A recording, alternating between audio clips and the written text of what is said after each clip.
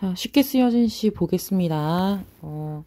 그러니까 이 작품은 우리가 공부했던 대로 일제강점기에 지어진 시죠. 이 시기에 문학 작품을 살펴볼 때는 대체로 뭐 반영론적 관점이나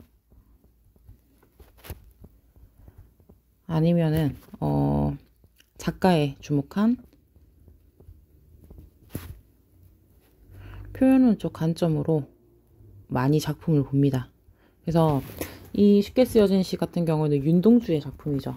윤동주 시인의 시 같은 경우에는 대체적으로 거의 비슷비슷한 성향을 띱니다. 자아성찰이라는 거. 그래서 윤동주 시인의 시는 우리가 보통 표현론적 관점, 윤동주가 썼다는데 주목해서 먼저 이제 시작을 어디에 두고 그 기준점을 어디에 두고 시작하냐면은 일제시대를 살아가던 윤동주 시인 같은 경우에는 일제강점기를 살아가던 시인으로 끊임없이 자아성찰을 추구하는 그런 경향성을 띠는 데서 윤동주 시인의 작품을 바라봅니다. 자, 그런데 이 쉽게 쓰여진 시 같은 경우에는 기억해야 될 게 뭐냐면은 자아성찰을 하는데, 그러니까 하나의 온전한 자아가 아니라 어떻게 되어 있냐면 자아가 이 시에서는 자아가 분열되어 있어요. 분열되고 그 다음에 화합을 합니다. 그래서 이거는 이제 화합은 뒷부분에서 그러니까 8년 이후에서 화합을 하고 이제 이 자아성찰의 과정에서 두 자아가 대립을 하고 있죠. 어떤 자아냐면은 좀 진한 색으로 쓸까요? 현실적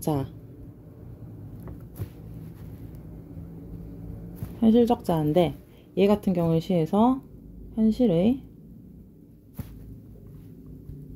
나로 나타납니다. 1년부터 7년까지의 나는 현실적 자아예요. 하지만 얘랑 대립하는 현실적 자아가 있다면은 그 현실적 자아보다 이상적인, 그러니까 현실적 자아에 대해서 어떤 불만이라던가 부끄러움을 느끼니까 자아 성찰을 하는 거잖아요. 그러니까 좀 더 온전한 자아가 있을 거란 말입니다. 그게 이상적 자아인데요. 나라고 썼네요. 미안. 이상적 자아인데 얘 같은 경우에 이 이상적 자아가 여기서는 이제 이상적인 자아는 현실에 존재하지 않죠. 이 사람의 자아를 끊임없이 성찰하게 하는 내면에 존재합니다. 그래서 여기서는 내면적 자아라고 할 수 있어요. 내면적인 나죠. 이거 같은 경우에는 8연부터 10연에서 나타납니다. 이런 내면적 자아는요. 그래서 현실적 자아를 보면은 여기서부터 이제 1년에서 7년 이제 볼게요. 자, 창밖에 밤비가 속삭여서 지금 밤비가 내리고 있어요. 그래서 이 밤이라는 시간적 배경이 드러나죠. 시간적 배경이면서 밤은 어두워요. 어둡죠. 어두움은 뭐를 또 상징한다? 이 시대의 문학들의 특징이 밤, 이런 거는 암울함, 어두움, 암울함은 뭐랑 연결이 되냐면 시대적 상황하고 연결이 돼요. 이 시기의 시대적 상황이란 것은 일제강점기라는 거죠. 일제강점기의 그런 암울한 시대적 현실을 의미하고, 거기다가 이 밤이라는 시간적 배경, 밤이라는 시간은 또 무슨 역할을 하냐면 밤에는 뭐가 풍부해집니까? 감성이 풍부해지죠. 그래서 자, 이 밤은 자아성찰의 시간이 되기도 합니다. 자아성찰의 시간이 되죠. 그리고 비라는 거, 지금 밤비가 내리고 있는데 이 비라는 거는 하늘에서 땅으로 떨어지는 하강적 이미지. 글씨가 안 좋네. 하강적 이미지. 하강적 이미지 또한 암울한 시대 상황을 상징적으로 드러내고 있습니다. 자, 이런 암울한 시대에 암울한 시간대에 자아성찰을 하고 있습니다. 이 시점 화자는요.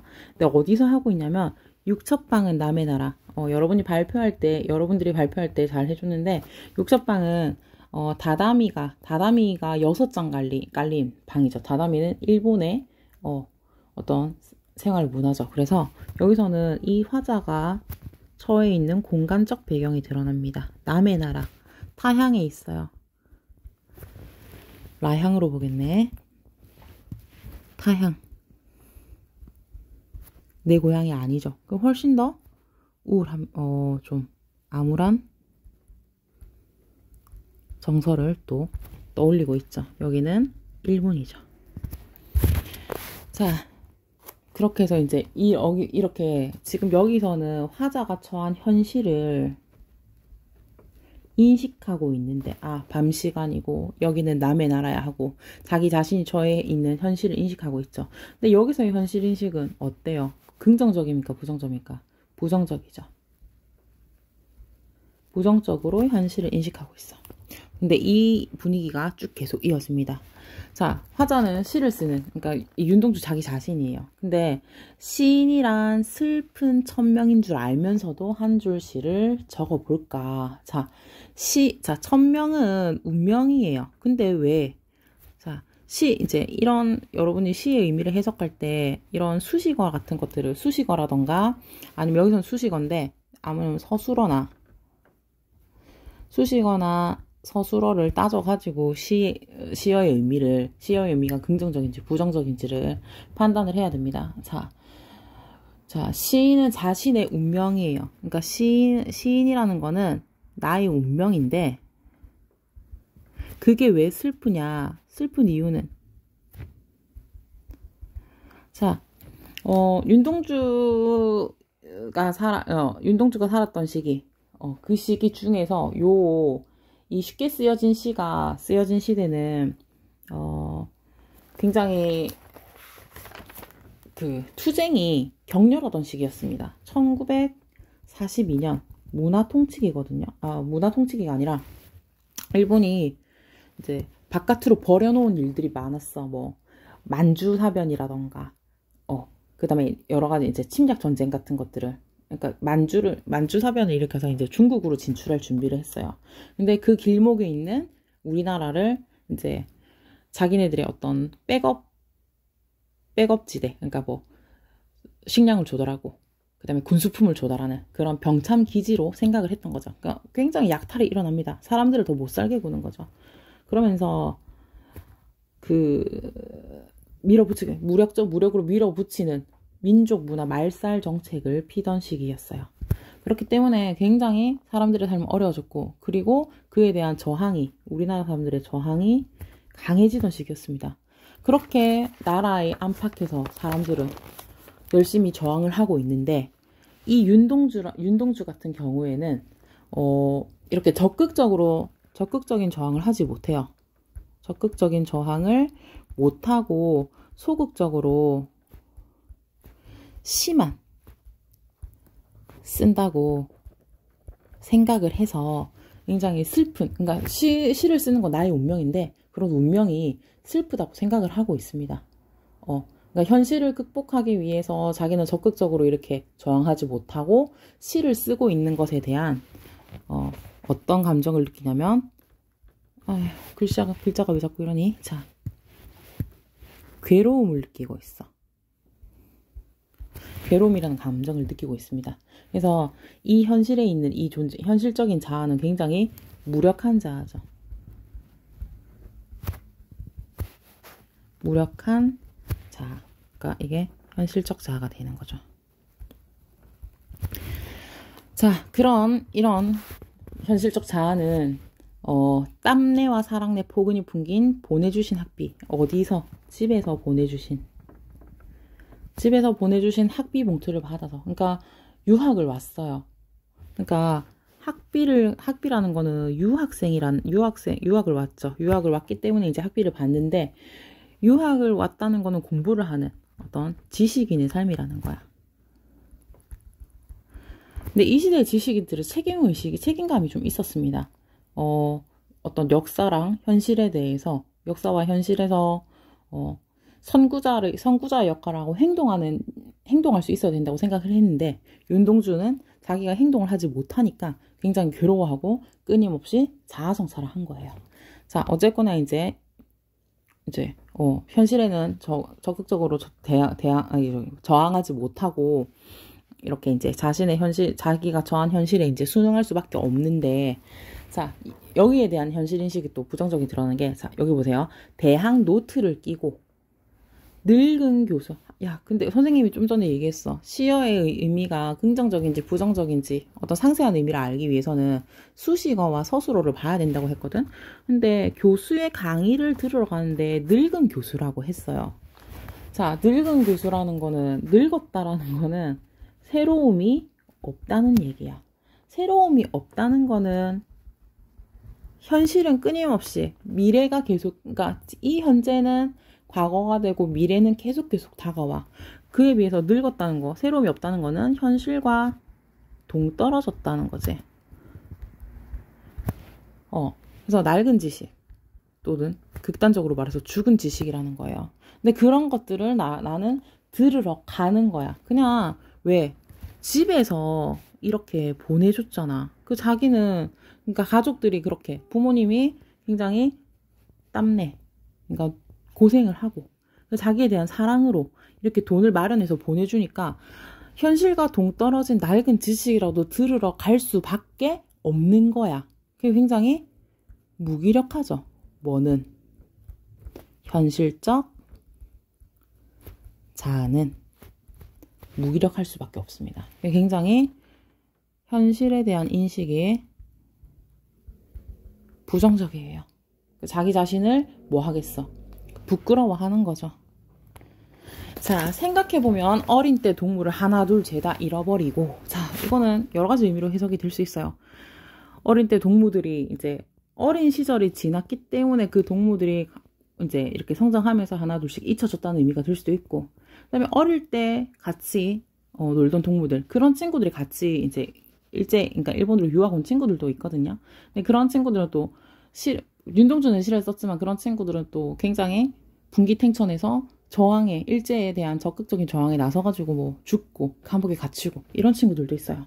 어쨌거나 여기서 중요한 거는 어떤 상황이거나 그런 친구들을 잃어버렸다는 거. 거기서 느껴지는 정서는 뭘까? 잃어버린 데서 느껴지는 정서는 상실감이겠죠. 안 그래도 나는 너무 내 현실이 부끄러운데, 그래서 나는 그냥 소극적으로 시를 쓸 수밖에 없는 이 내 자신이 부끄럽고 무기력하게 인식이 되는데, 거기 상실감까지 더해지면 굉장히 절망적이겠죠. 계속 축축 처지는 거야. 그래서 이제 계속 생각을 해보니까 그러니까 계속 생각을 하는 거야. 자기 자신을 생각하는 거죠. 나는 무엇을 바래? 나는 무엇을 바라고? 나는 무엇을 바라는가? 나는 다만 어떻게? 홀로 침전은 가라앉는다는 거예요. 굉장히 하강적인 이미지죠. 또 우울해요. 그래서 그러니까 가라앉는다, 하강적이다, 이거는 지금 이 현실적 자아, 무기력한 현실적 자아의 모습을 보여주면서, 근데 가라앉고 홀로 침전한다는 거는 그냥 쭉 계속 가라앉고 있는 거란 말이야. 진행형이란 말이야. 그러면은 계속 가라앉다 보면은 어디까지 갈까? 자기 마음속 깊은 곳, 내면 깊은 곳까지 가는 거야. 내면 깊은 곳에는 뭐가 있는데? 나의 내면적 자아가 있어. 그럼 여기서 내면적 자아를 마주하게 되면서 뭐가 시작되는 거야? 자아 성찰이 시작되는 거죠. 자아 성찰이란 것은 자아 성찰, 자기 반성하는 거예요. 어떠한 자기를 반성하는 거야? 무기력한 자아를 반성하게 되는 거죠. 자, 여기가 1년이었고요. 여기가 2년이었고, 여기가 3년이었고, 여기가 4년이었고, 여기가 5년입니다. 여기가 6년이고요. 7년으로 합시다. 자, 그래서 자아 성찰을 하다 보니까 인생은 살기가 어려운데 시는 쉽게 쓰여진대. 그래서 인생하고 시는 서로 대조적이네요. 그쵸? 자, 그래서 여기서 인생은, 현실을, 이 일제강점기 현실을 살아가는 거. 생존의 문제가 될 수도 있고요. 여기서 어떻게 자기 중심을 가지고 올바른 올바른 길을 향해서 사는 거. 그런 것들이 너무너무 어려운데, 자, 시가 이렇게 쉽게 쓰여지는 것은 부끄러운 일이다. 부끄럽다고 해서 또 자기 반성을 하고 있습니다. 계속. 그런데요. 자, 윤동주가 이때까지 우리가 이제 계속 여기서 봐서 알잖아. 이 사람은 지금 시를 쓰면서 끊임없이 현실에 적극적으로 저항하지 못하는 것 때문에 굉장히 고통스럽고 부끄러워하고 있어요. 그런 감정에서 시를 썼는데 그게 과연 쉽게 시를 쓸 수 있을까요? 아니죠. 그래서 굉장히 고민을 하면서 굉장히 시를 쓸 때 굉장히 고민하고 부끄러워하고 했을 겁니다. 그래서 이거는 사실은 진짜 쉽게 쓰여진 게 아니라 굉장히 어렵게 쓰여진 시겠죠. 어렵게 쓴 시란 말이에요. 그래서 여기서는 반어적 표현이라고 할 수 있습니다. 실제로는 쉽게 쓰여지지 않았는데, 그쵸?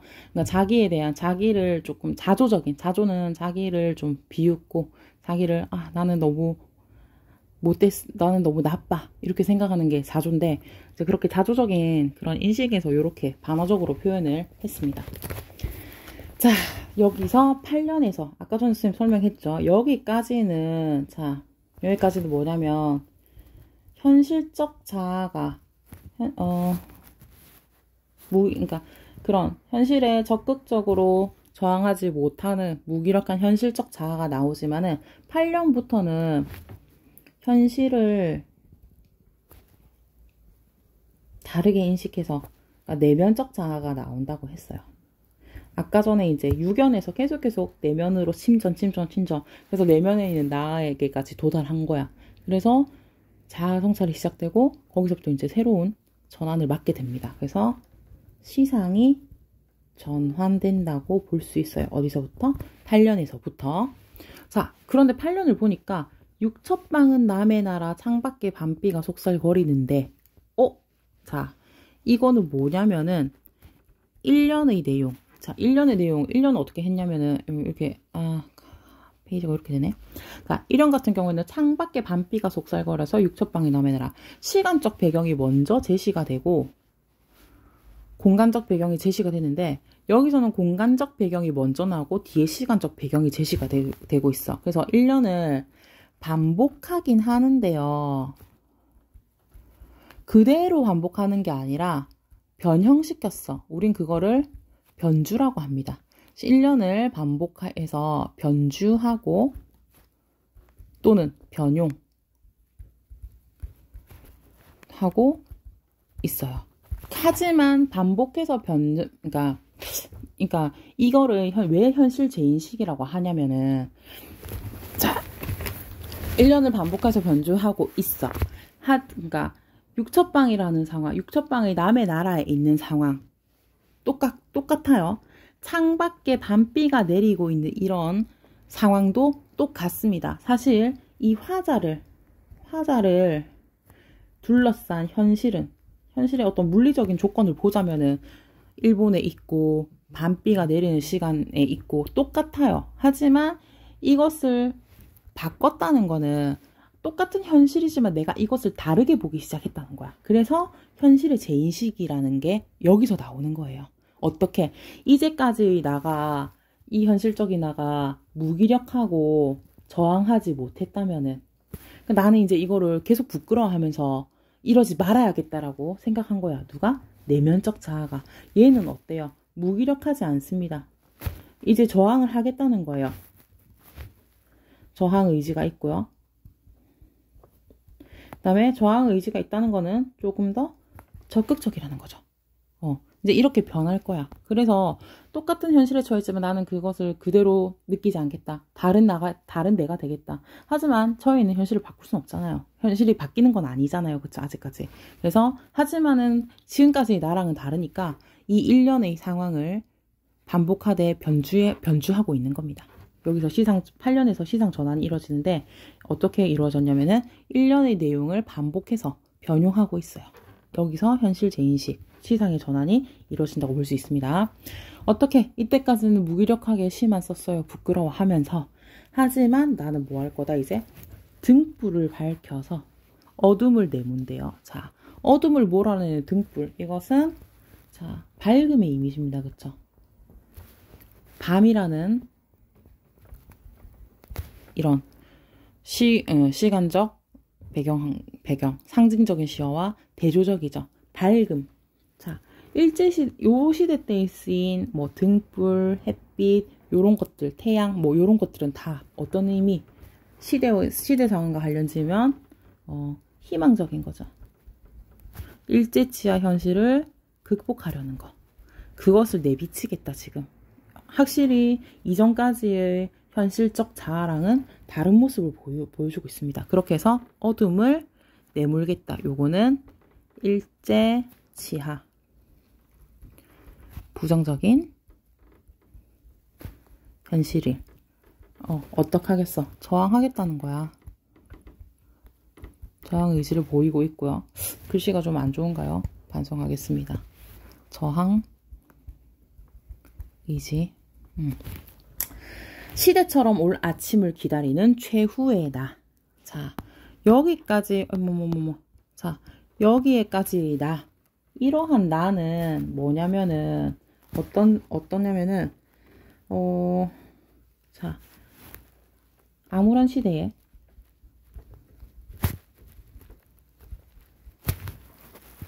무기력한 삶을 살고 있는,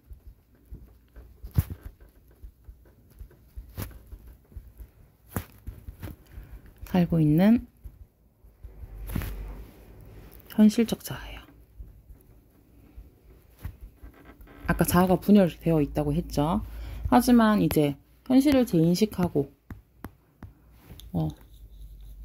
나타난 내면적 자아는 자, 여기 있는 결국 마침내 나타난 최후의 나라는 것은 이 최후의 나는 어떤 존재냐면 등불을 밝혀서 어둠을 몰아낼 거야. 그러면서 뭐를 기다리냐면 시대처럼 올 아침을 기다린대. 시대처럼 올 아침이라는 거. 아침이라는 것은 또 밝음.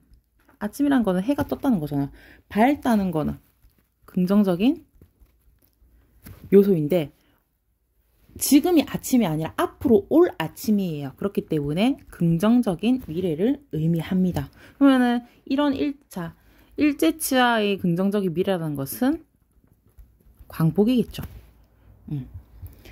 자, 근데 시대처럼 온대요. 시대처럼 올 아침. 직유가 쓰였는데 시대처럼 온다는 건 이 시대는 시간이 가면은 반드시 오는 거죠. 그렇다면은 이 광복이라는 것이 반드시 온다. 이것은 운명이고 필연이다. 반드시라는 거, 반드시 이러는 거 필연이라는 거잖아요. 그쵸? 자, 그런 반드시 올 아침을 기다리면서 나는 일제에 정할 거야. 최후의 나는요. 그럼 이 최후의 나는 현실적 자아가 아니라 내면적 자아예요. 그치? 현실을 극복하려는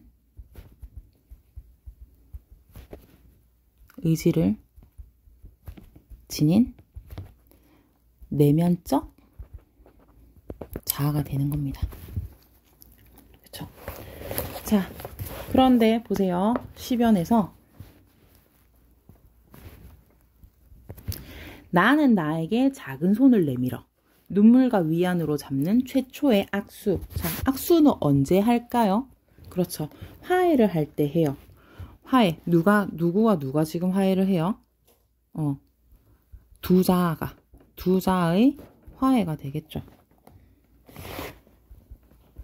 어떤 두 자아? 분열된 두 자아가 화해를 한다는 것은 어떤 의미냐?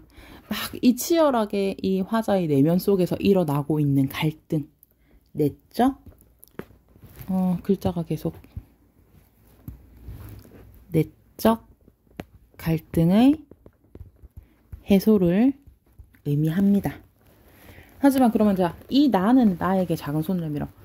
누가 누구에게 손을 내밀까요? 손을 먼저 내밀 수 있는 나는 훨씬 더 적극적인 나일 겁니다. 적극적인 나라는 것은 현실적 자아가 아니라 내면적 자아겠죠. 각성을 한 내면적 자아가 이 뒤에 나는 무기력한 현실적 자아가 될 겁니다. 현실적 자아가 자에게 손을 내밀어서 이렇게 두 자아가 화해를 한다. 그러니까 저항하기로, 그러니까 분열돼도 자아가 하나로 합쳐지는 거죠. 어떻게 마음먹은 거야? 현실에 저항하기로. 되겠나요? 그래서 현실적 자아하고 이상적인 자아의 대립과 화합을 살펴보았습니다. 자, 그러면은 일단은 여기서 한번 끊고 뒤에 학습 정리하고 핵심 정리 넘어갈게요.